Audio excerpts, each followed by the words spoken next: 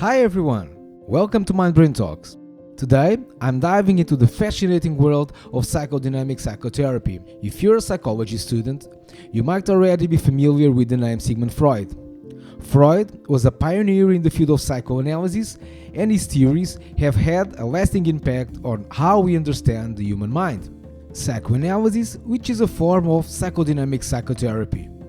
So, what is exactly psychoanalysis? At its core, psychoanalysis is a method for treating mental disorders by delving into the unconscious mind. Freud believed that our behaviors and emotions are deeply influenced by unconscious desires and experiences from our childhood. Through techniques like free association and dream analysis, psychoanalysis aims to bring unconscious thoughts to the surface, allowing patients to confront and resolve their inner conflicts. Now, let's talk about one of Freud's key ideas, which is the idea of defense mechanisms. These are psychological strategies that ego uses to protect itself from anxiety and internal conflict. Freud identified several defense mechanisms, and they are still widely recognized in psychology today. First, we have repression. This is where the ego pushes unacceptable thoughts and memories out of conscious awareness. For example, someone might repress traumatic memories from childhood, effectively blocking them from their consciousness mind. Next, there's projection. This occurs when someone attributes their own unacceptable feelings or thoughts to another person. Imagine feeling anger towards a friend, but instead you accuse them of being angry with you. That's projection in action. Another common defense mechanism is displacement. This is when someone redirects their emotions from a dangerous object to a safer one.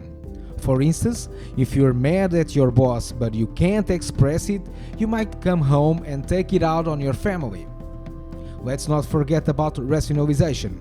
This is when someone comes up with logical, acceptable explanations for behaviors or feelings that are actually driven by unconscious impulses. Like when you justify eating a whole cake by telling yourself you deserve it after a day at work. Finally, there's sublimation. This is considered one of the most positive defensive mechanisms. It involves channeling unacceptable impulses into socially acceptable activities. Think of someone with aggressive tendencies become a successful athlete or a surgeon. Understanding these defense mechanisms can give us insights into our own behaviors and behaviors of others. It is fascinating to see how Freud's theories still resonate in modern psychology, helping us navigate the complexities of the human mind. So, the next time you find yourself reacting in a way that seems out of character, take a moment to reflect. You might just uncover a defense mechanism at play. Another important concept in psychodynamic psychotherapy is transference. This is when a person projects feelings about figures in their life into the therapist. For example, a patient might start to see the therapist as a parental figure. Countertransference is the therapist's emotional reaction to the patient. This can provide valuable insights into the patient's issues and the therapeutic relationship. Freud also introduced the concept of psychosexual stages of development. He believed that early childhood experiences shape our personality and our behavior. These stages include the oral, anal, phallic, latency, and genital stages. Each stage is influenced with specific conflicts and potential fixations that can influence adult behavior. Well, it's all for today. If you like what I'm doing, please consider to subscribe to support the channel. Welcome to Mind Brain Talks, and I hope to see you in the next video. Bye!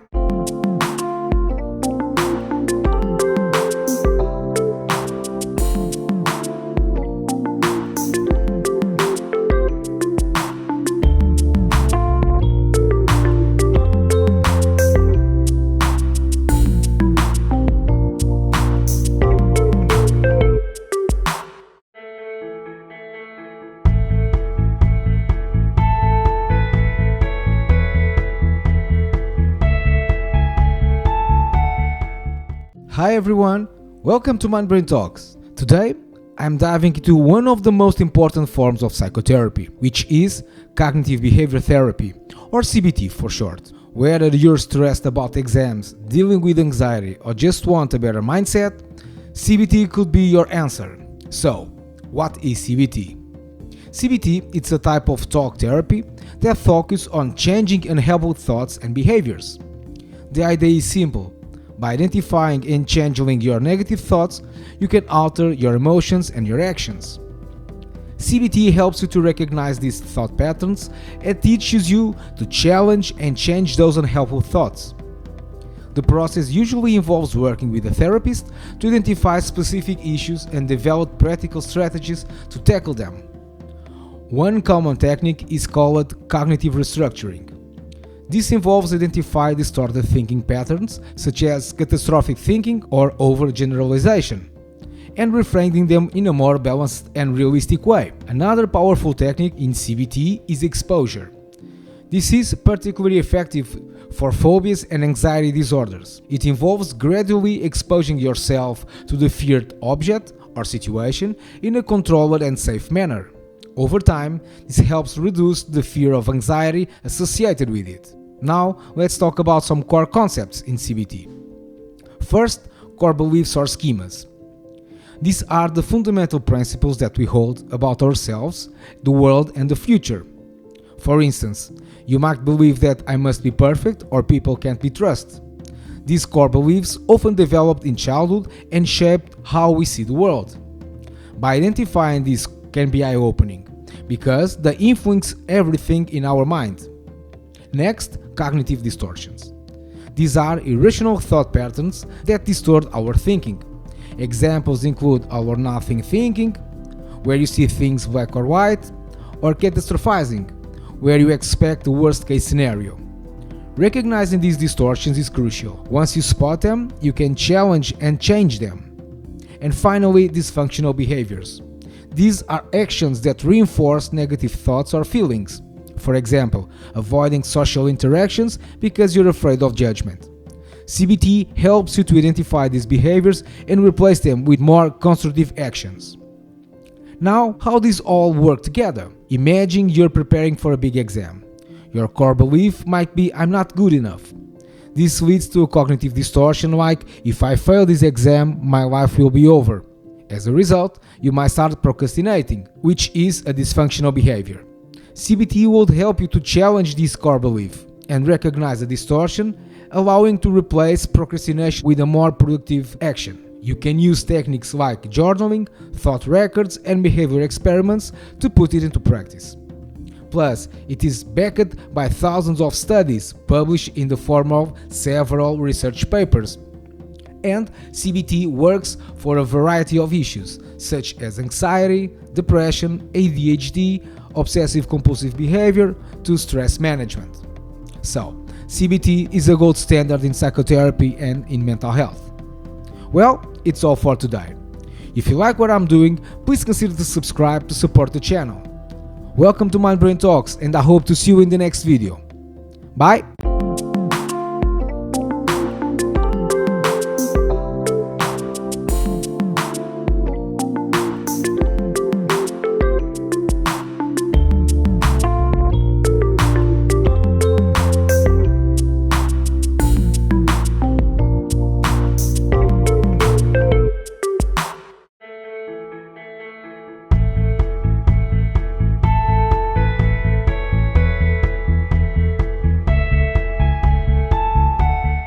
Hello everyone, welcome to Mind Brain Talks. Today, I'm diving into the amazing world of systemic therapy. If you're a psychology student, buckle up, because this approach will definitely broaden your understanding of human behavior and relationships. So, what is systemic therapy?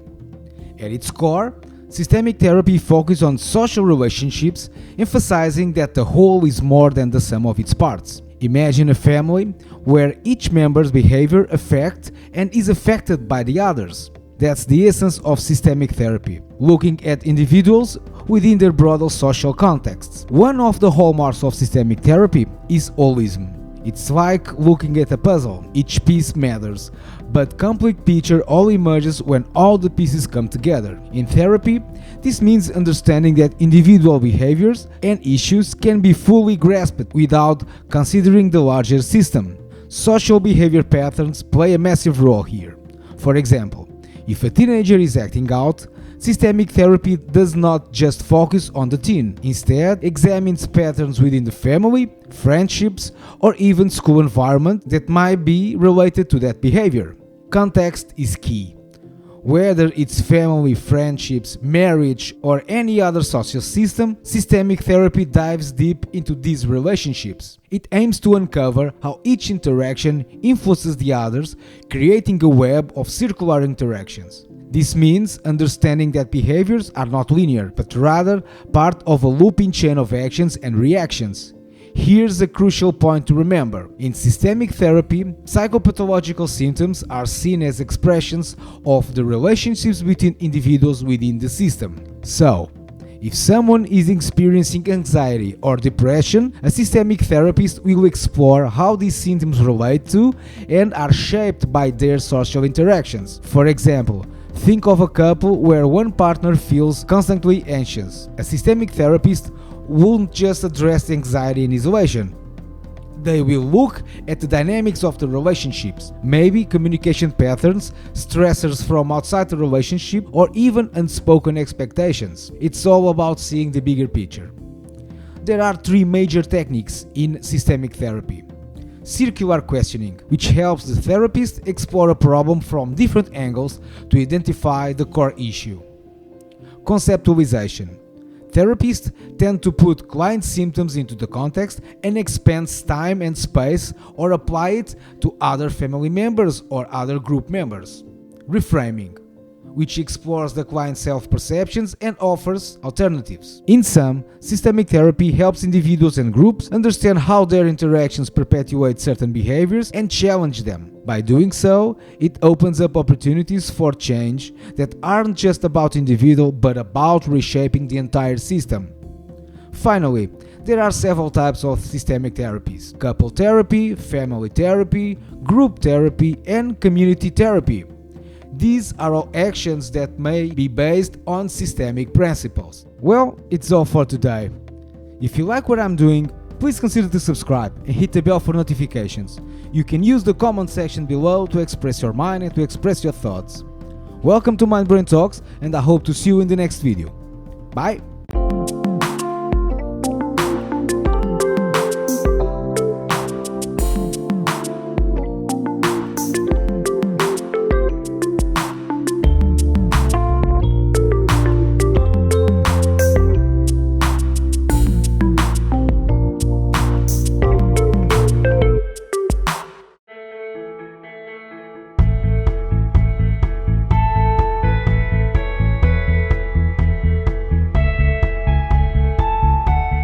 Hello everyone, welcome to Mind Brain Talks. Today I will talk about one of my favorite forms of psychotherapy, which is the humanistic experiential psychotherapy.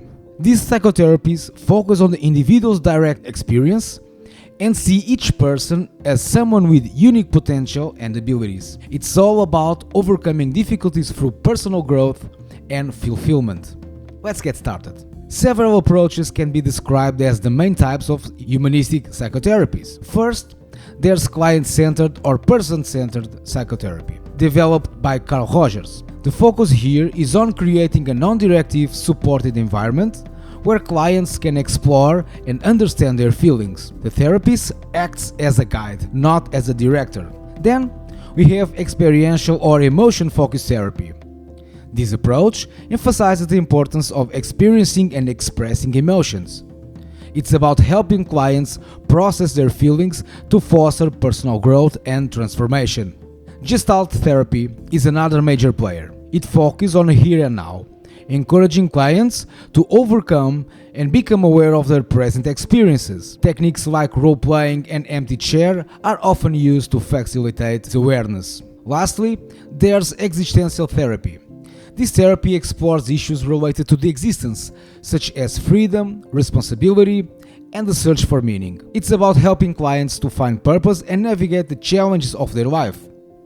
In all these therapies, the individual plays an active role. The therapist is there as an experienced and trustworthy guide, but the client is the one who's sharing the ship. It's a collaborative journey towards self-discovery and personal growth. Aligned with this is the emotional need of self-actualization.